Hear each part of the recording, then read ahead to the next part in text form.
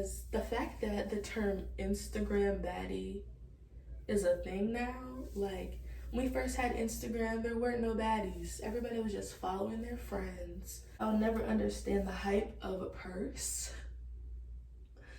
I'm sorry, like I would never understand the hype behind a bag. People have this thing going on where they don't want to wear the same outfit twice. People think you're dirty. A lot of people be like, Christian, come back to Instagram. Christian, what are you doing? And I'm just like, I'm relaxing, I'm chilling. Hey guys, welcome back to my channel. So today is going to be another episode of Deep Conditioning Chat. And the topic of the day is going to be how to be confident in a superficial society. So yeah, let's get into this video. I wanted to talk about this topic because I have a really hard time being a young adult in this like time period, because I feel like everything is fake and you really get brownie points or something for valuing things that don't really matter in the grand scheme of things.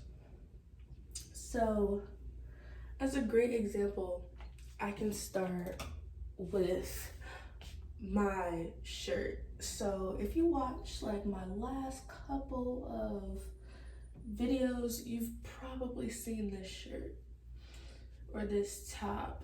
And the thing about it is people have this thing going on where they don't want to wear the same outfit twice. And if you take a picture and you post it on your social platform and you already have a picture in it, people think you're dirty. And it's like, I bought this top and I bought this top to wear it. So what exactly is the problem with me wearing the top, filming a video in it, posting it, doing my laundry, and then wearing it again later? Like, why would I go out and spend more money on clothes that I don't need, that'll probably just sit in the back of my closet just so I can appease other people? Like, that doesn't make sense to me. Like, if I want to wear this top every day, I don't see a problem with it, as long as, you know, we're keeping up with laundry days and hygiene. Like, I don't see the problem with wearing your clothes multiple times. Like, you're getting your money's worth out of it, and you're saving yourself money instead of feeling like you need to keep buying clothes. And I'm not even like I'm not even gonna get into like, oh, fast fashion is terrible, because Shein might be the only thing that you can afford. And like, I don't even like how people try to make Shein the only fast fashion place. Like, baby, Zara is fast fashion too. Old Navy is fast fashion too. Like, all of these places are trying to, you know, push out all of these clothes, and most of these places are not really sustainable. So on the topic of clothes, I also wanted to talk about thrifting.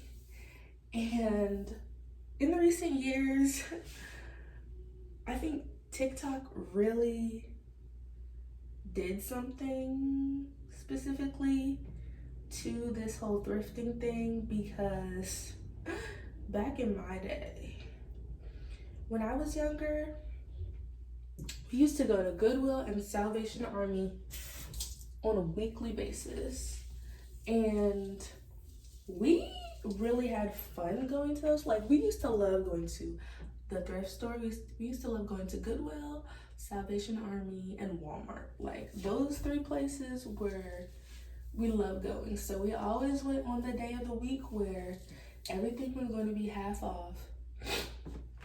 And it's just like, now I think the meaning of thrift stores is really like, it's getting watered down, because if you are a person that can like afford the standard price of clothes, I don't think it's right for you to raid thrift stores just to make all of these new outfits that you're only gonna wear once. Because the purpose of thrift stores is to make the clothes very affordable for those that cannot really afford retail price. So I'm not saying that if you're upper class, you shouldn't shop at thrift stores. But my issue is a lot of people are buying bags and bags and bags of clothes from the thrift store just to film TikTok videos or film a YouTube video of like, oh, let me make an outfit in 20 minutes.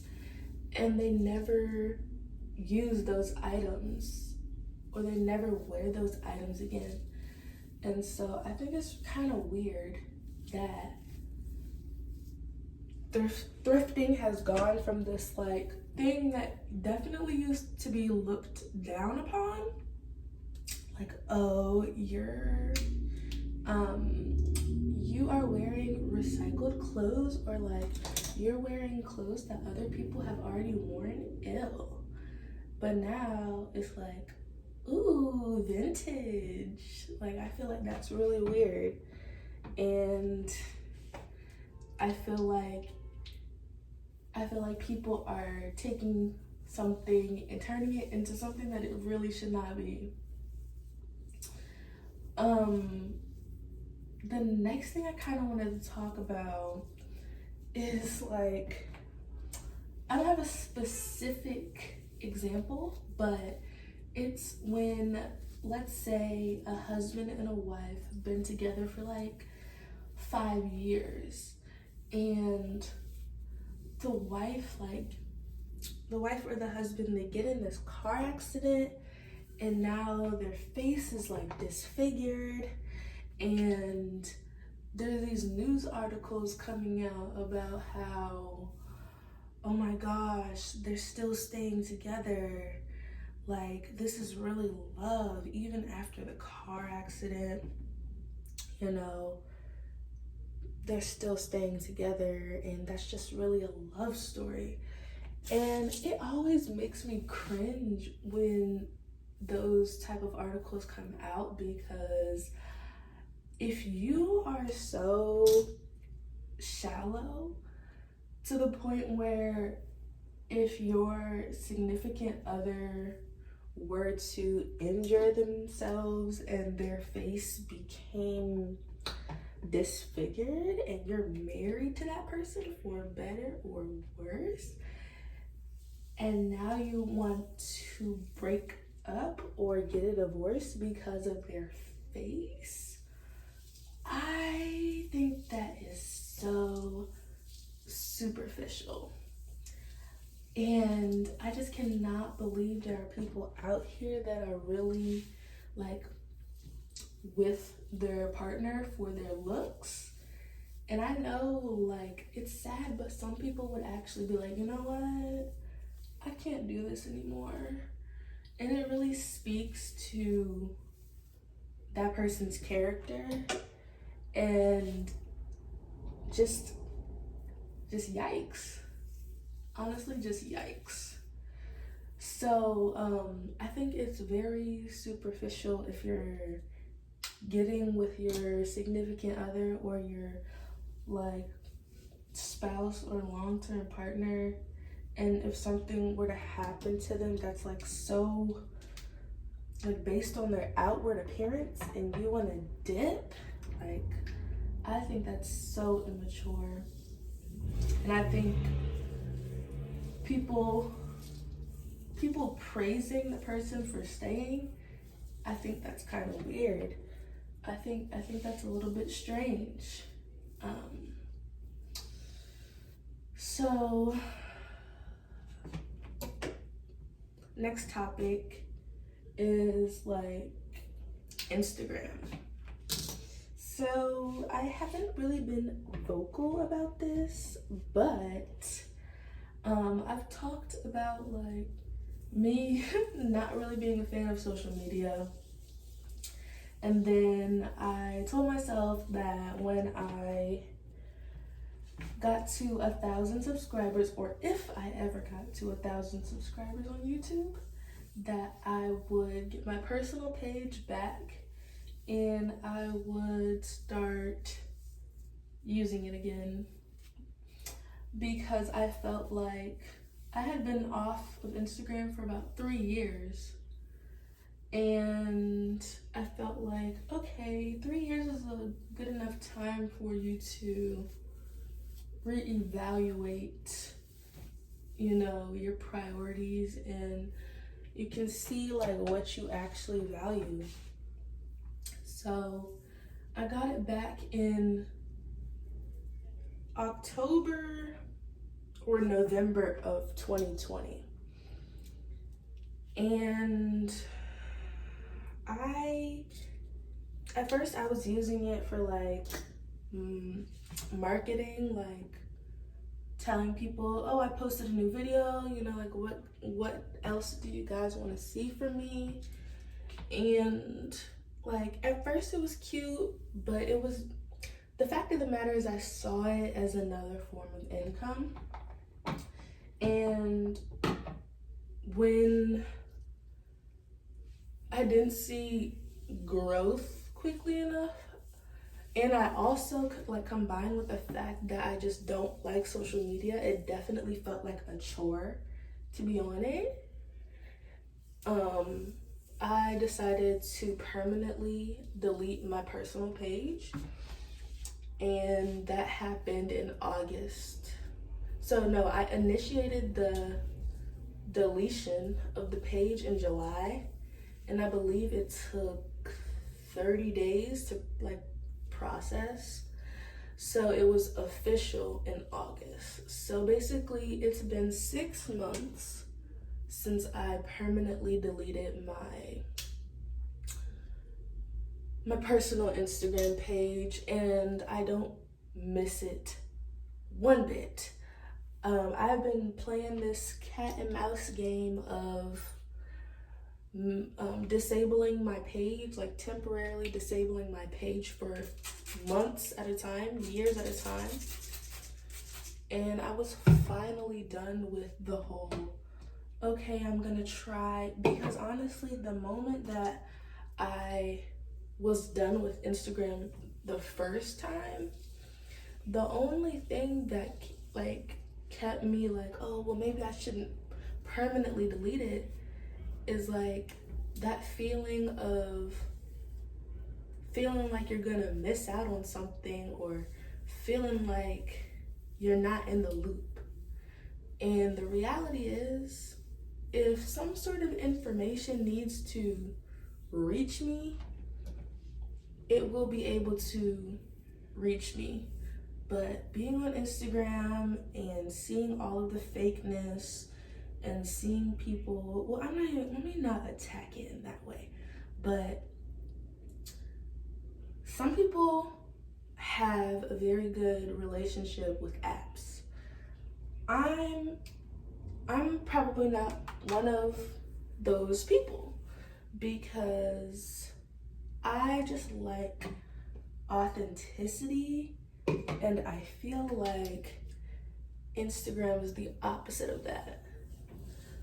And it also, if you're a woman or a young woman or a girl, I feel like it definitely messes with your confidence and you start to compare yourself a lot, because the fact that the term Instagram baddie is a thing now, like when we first had Instagram, there weren't no baddies. Everybody was just following their friends. But now it's like Instagram baddie, you have to look like this, you have to like that. Makeup to the nines, face beat, like, and then it creates the standard, this unrealistic standard that women feel like they need to be looking like pageant queens and beauty queens in everyday life, and that's just not realistic. So yeah, I feel like I was done with Instagram a long time ago, but the societal pressure to feel like I'm in the loop and to like other people, it's crazy how other people would be more pressed for me to come back than I was. Like honestly, a lot of people would be like, Christian, come back to Instagram. Christian, what are you doing? And I'm just like, I'm relaxing, I'm chilling. Like, yeah, so in July, I finally decided to stop playing the game and just go ahead and permanently delete it because I got no value from it.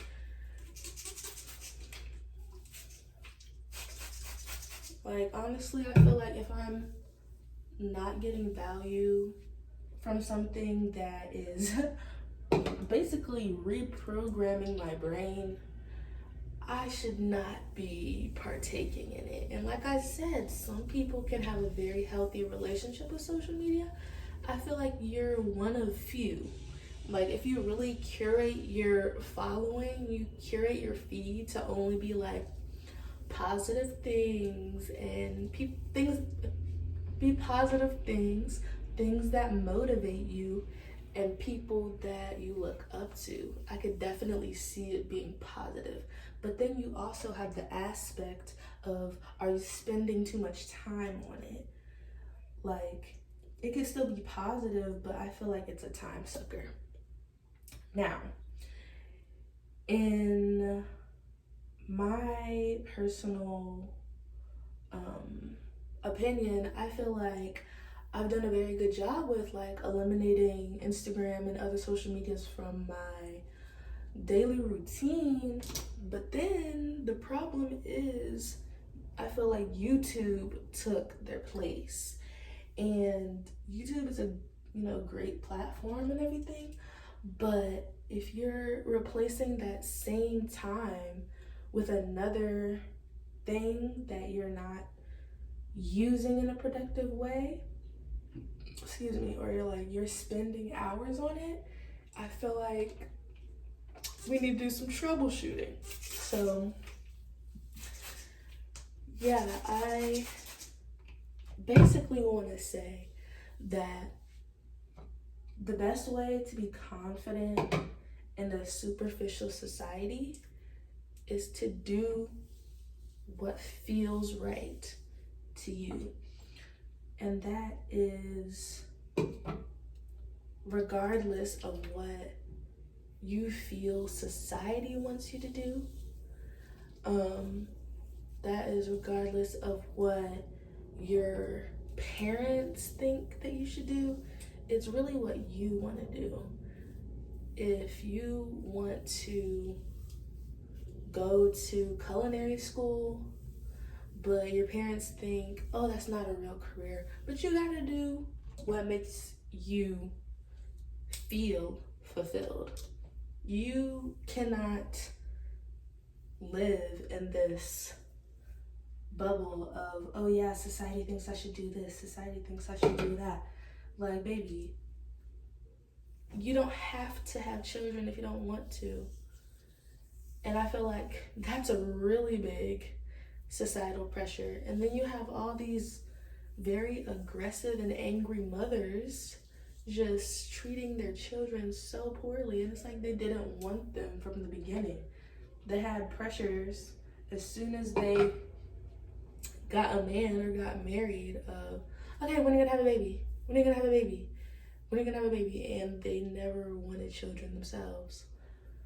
So yes, I think that I'm about to scrape the bottom of this, and I'm gonna have to open some more, which is great that I already re-upped because there's literally nothing left. But yeah, I basically just wanted to make this video to let you guys know that the things that you see people valuing, they are very superficial. And it's very difficult not to get in your own head and think, oh, do I need that? Do I need that?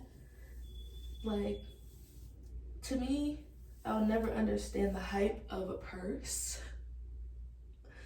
I'm sorry, like, I would never understand the hype behind a bag. Like, it's literally a thing to carry your gum, your wallet. I don't get the hype. But yeah, so I definitely learned this concept a little bit younger than I feel like a lot of my peers are. Just like, followers, superficial. Your outfit, superficial. Like, but the way that you treat people and like your character, this may sound like really cliche, but nobody's gonna be talking about your 10,000, 50,000, 100,000 followers at your funeral. They're gonna be talking about the impact that you made on the world. And I just don't, the way that things are going is honestly sad. So yeah, this has been another episode of Deep Conditioning Chat. As always, if you have any thoughts, don't forget to leave them in the comment section below, and I will see you guys in the next episode.